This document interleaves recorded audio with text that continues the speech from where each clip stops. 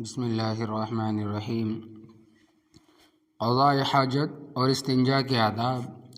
انہی احکام میں سے ایک استنجا اور قضاء حاجت ہے۔ آپ صلی اللہ علیہ وسلم نے اس سلسلے میں وہ ہدایات دی جن میں صفائی ستھرائی کا لحاظ بھی ہے، شرم و حیا کا پاس و خیال بھی، اور صحت و تندرستی کی رعایت بھی۔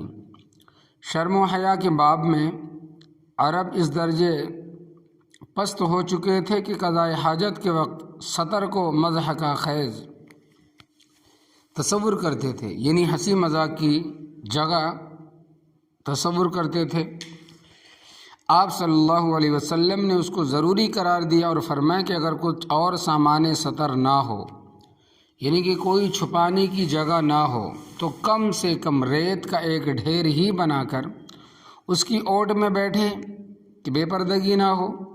نمبر ایک، خود آپ صلی اللہ علیہ وسلم کا معمول تھا کہ قضاء حاجت کے لیے، پیشاب و پاخانہ کے لیے دور نکل جاتے۔ نمبر دو، اور کھجور کے بن وغیرہ میں، یعنی کھجور کے جنگل وغیرہ میں تشریف لے جانے کو زیادہ پسند فرماتے۔ نمبر تین، بیٹھنے کے قریب ہوتے تو کپڑا اٹھاتے۔ نمبر چار، موجودہ زمانے کے تعمیر شدہ بیت الخلاء کی طرح مکانی بیت الخلاء میں بھی قضاء حاجت ثابت ہے۔ نمبر پانچ، اس بات کو بھی منع فرمایا کہ دو آدمی قضاء حاجت کرتے ہوئے آپس میں بات نہ کرے، گفتگو نہ کرے، اور فرمایا کہ اس پر اللہ تبارک و تعالی غضبناک ہوتے ہیں، غصہ ہوتے ہیں۔ نمبر چھ، آپ صلی اللہ علیہ وسلم پیشاب کر رہے تھے، ایک گزرنے والے نے سلام کیا تو آپ صلی اللہ علیہ وسلم نے جواب مرحمت نہیں فرمایا، یعنی کہ سلام کا جواب نہیں دیا۔ نمبر سات، کہ اس حالت میں گفتگو بھی تقاضۂ حیا کے خلاف ہے۔ بیت الخلاء میں داخل ہو اور اس کے پاس کوئی ایسی شے ہو کہ جس میں اللہ تبارک و تعالیٰ کا ذکر ہو تو اس کو نکال کر باہر رکھ دینا مستحب ہے۔ نمبر آٹھ، حضرت انس رضی اللہ تعالیٰ عنہ سے مروی ہے کہ آپ صلی اللہ علیہ وسلم جب ضرورت کو جاتے تو اپنی انگوٹھی رکھ جاتے، کیونکہ اس انگوٹھی کے اوپر لا الہ الا اللہ لکھا ہوتا تھا۔ نمبر نو، کیونکہ آپ صلی اللہ علیہ وسلم کی انگوٹھی آپ صلی اللہ علیہ وسلم کی انگوٹھی میں محمد الرسول اللہ کندہ تھا، لکھا تھا۔ اگر باہر چھوڑنے میں حفاظت و دشوار ہو اور اپنے پاس جیب میں رکھ لے تو بھی حرج نہیں۔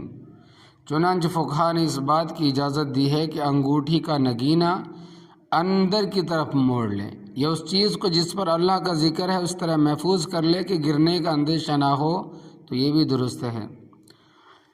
اس لیے اگر سکہ وغیرہ پر آیت لکھی ہو تو اس کے ساتھ لے کر بیت الخلاء جا سکتے ہیں،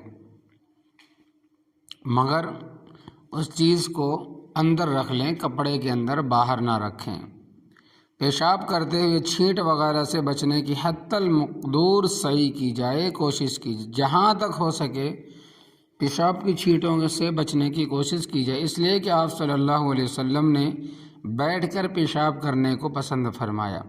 حضرت عائشہ رضی اللہ تعالی عنہا سے مروی ہے کہ کوئی شخص آپ صلی اللہ علیہ وسلم کا کھڑے ہو کر پیشاب کرنا نقل کرے تو اس کی تصدیق نہ کرو۔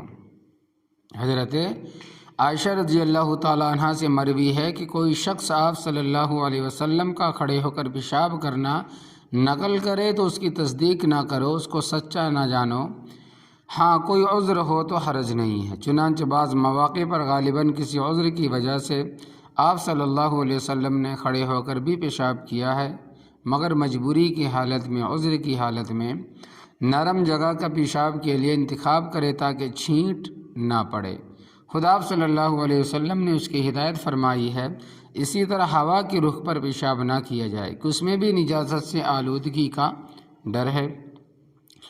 آج کل ایسی وضع کے پیشاب خانے عوامی مقامات پر بنائے گئے ہیں کہ کھڑے ہو کر ہی وہاں پیشاب کیا جا سکتا ہے۔ یہاں چونکہ مجبوری ہے اس لیے حرج نہیں، لیکن عام حالات میں سنت نبی صلی اللہ علیہ وسلم بیٹھ کر پیشاب کرنا ہے، یعنی کہ سنت کے مطابق ہی بیٹھ کر پیشاب کرنا ہے،